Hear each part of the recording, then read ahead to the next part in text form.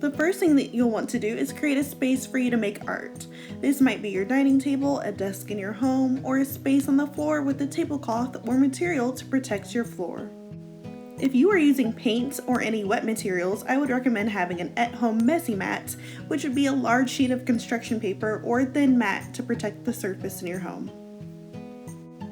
You do not have to use the same materials that I use in this video, but if you find anything in your home that you can use to create with, please use that and make magic.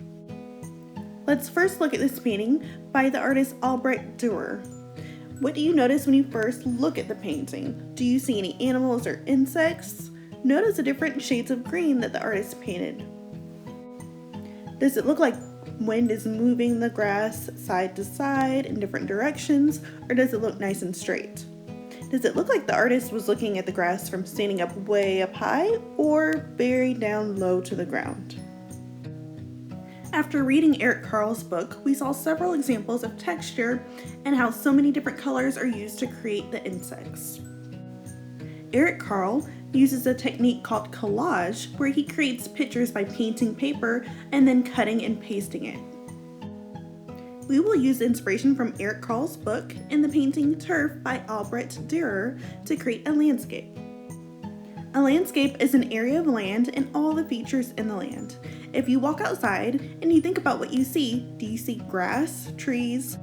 Take a close look at the grass. Does it look nice and straight to you, or do you think the grass might grow in different directions? So for our landscape, if you can, grab 2 sheets of paper. For the first paper, I'm going to start drawing my grass and painting or coloring in my sky. So if you're drawing your grass teeny tiny, your insects might appear larger in your artwork. And if you draw your grass nice and big, your insects might appear smaller. I'm also drawing my grass at the bottom of my page, growing in different directions to kind of look like how I saw outside. To color in your grass, you can start using the materials that you found in your home. I'm using a washable marker to outline my grass, and then I'll use water and a brush to paint on top of the marker lines that I drew.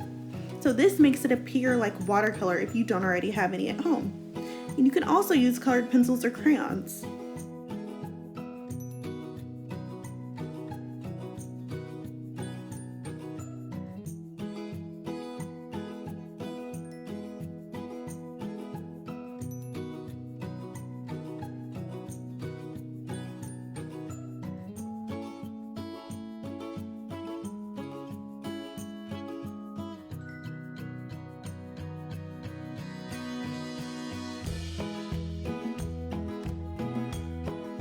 If you have watercolor, you can also paint in your grass. I'm using different shades of green, like dark green and light green, to show how grass is not just one color.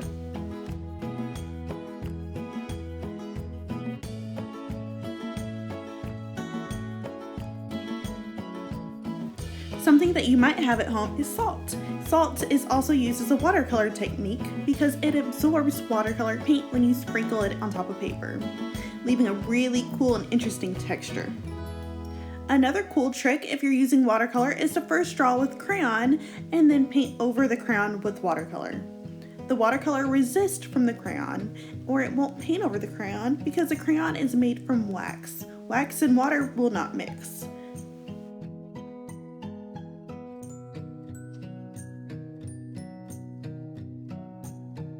So for the sky, you don't have to just paint blue. Look outside and see what other colors you see in the sky, and you can add that to your painting as well. When I'm done coloring my landscape, I'll set it to dry if I painted it. Now, use a second piece of paper to draw your insects. It would be super cool to create your own insects, or you can look outside and see what insects you would like to draw. I chose a butterfly and a ladybug. I'll first sketch the insects with a pencil and then trace with a Sharpie or a dark colored pencil for a nice bold outline.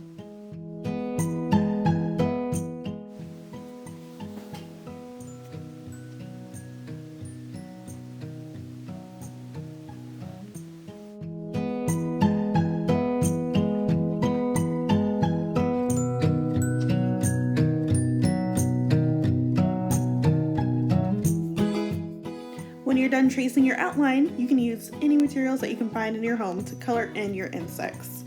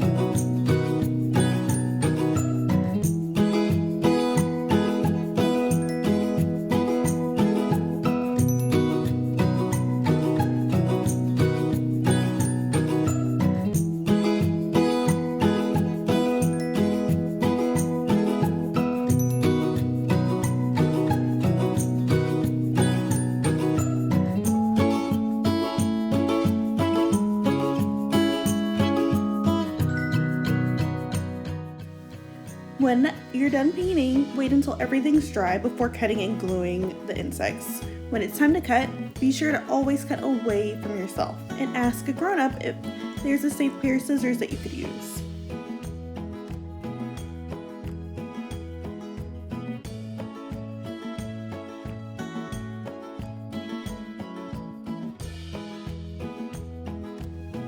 I'm using a glue stick to glue my insects to my background. You could even use tape if you can't find a glue stick at home. When you're done, take a good look at your art and ask yourself what you're most proud of in your artwork. Did you make a good habitat for your insect? Could you add anything else to make your habitat even better for your insect?